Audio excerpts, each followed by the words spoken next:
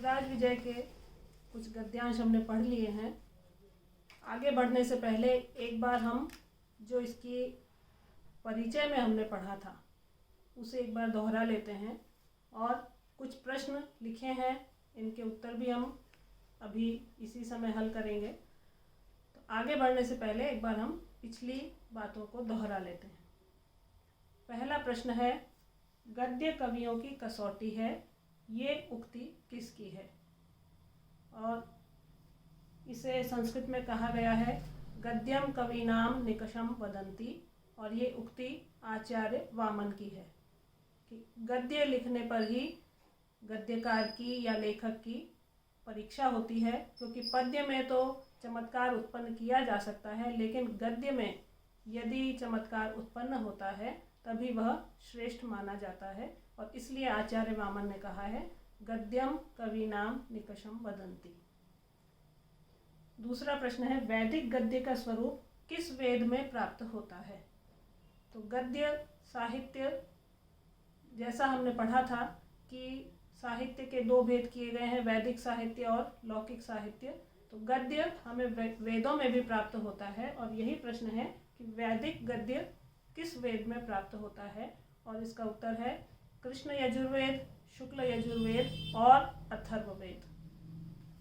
अगला प्रश्न है, संस्कृत साहित्य के प्रसिद्ध गद्यकारों के नाम क्या हैं? गद्यकार बहुत हुए हैं, लेकिन जो स्वर्ण युग माना जाता है उसमें जो प्रमुख 3 गद्यकार हैं, दंडी, सुबंधु और बाणभट्ट, ये 3 प्रमुख गद्यकार हैं। और ये अनुमानतः एक ही शताब्दी में हुए थे, इसलिए उस शती को, उस गद्य काव्य का स्वर्ण युग कहा जाता है। अगला है, आधुनिक युग के किन्हीं 2 गद्यकारों के नाम बताइए।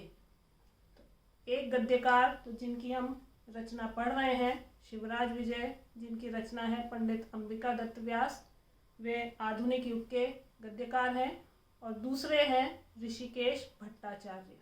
बहुत हैं गद्यकार, लेकिन यहाँ जो प्रश्न है केवल 2 का पूछा है, तो पंडित अंबिका दत्त व्यास और ऋषिकेश भट्टाचार्य। पंडित अंबिका दत्त व्यास को कौन सी उपाधि प्रदान की गई थी? इन्हें प्रमुखतः 2 उपाधियां प्रदान की गई थी, एक है घटिका शतक और दूसरी है शतावधान। और क्यों प्रदान की गई थी कि एक घड़ी में 100 श्लोकों की रचना ये कर लेते थे, इसलिए इन्हें घटिका शतक कहा गया। और शतावधान उपाधि इसलिए प्रदान की गई कि ये 100 प्रश्नों को सुनकर क्रमानुसार उत्तर देने की क्षमता रखते थे, इसलिए शतावधान नामक उपाधि से इन्हें विभूषित किया गया था। पंडित अंबिका दत्त व्यास को किसका श्रेय दिया जाता है? इन्हें जो श्रेय दिया गया है, सर्वप्रथम ऐतिहासिक उपन्यास लिखने का श्रेय संस्कृत में इन्हें प्रदान किया गया है। शिवराज विजयम में किस रीति का आश्रय लिया गया है? इसमें वैदर्भी रीति का आश्रय लिया गया है। सरल भाषा में जहाँ संस्कृत हम पढ़ सकते हैं वो है वैदर्भी रीति, और उसी का आश्रय लेकर इन्होंने अपने ऐतिहासिक उपन्यास की रचना की है। पंडित अंबिका दत्त व्यास की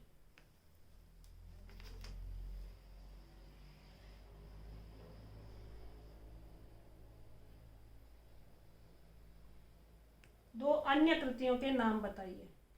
एक तो हम पढ़ रहे हैं शिवराज विजय, इसके अतिरिक्त हमें बतानी है, और वो है, एक तो इनका नाटक है सामवतम और एक है अबोध निवारण।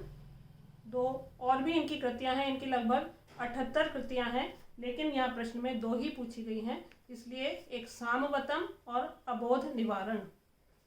फिर है शिवराज विजयम किस वर्ष में प्रकाशित हुआ? 19वीं शताब्दी का ये उपन्यास है और ये 1901 में प्रकाशित हुआ था। इस उपन्यास का मंगलाचरण कहाँ से उद्धृत किया गया है? और इसको भी हम पढ़ चुके हैं, और इसका उत्तर है भागवत से 2 सूक्तियाँ इसमें मंगलाचरण में ली गई है। और मंगलाचरण किसे कहा जाता है इसका भी हमने अध्ययन किया था कि कार्य को प्रारंभ करने से पहले अपने ईश्वर की जो स्तुति की जाती है उसे मंगलाचरण कहते हैं। और यहाँ पर भी पंडित अंबिका दत्त व्यास ने अपना उपन्यास प्रारंभ करने से पहले विष्णु का स्मरण किया है और वही इसका मंगलाचरण है। तो ये हमने 10 प्रश्न हल किए हैं। इसके अतिरिक्त आप भी स्वयं प्रश्न बनाकर और उनका उत्तर लिख सकते हैं और इस तरह से अपना अभ्यास क्रम जारी रख सकते हैं।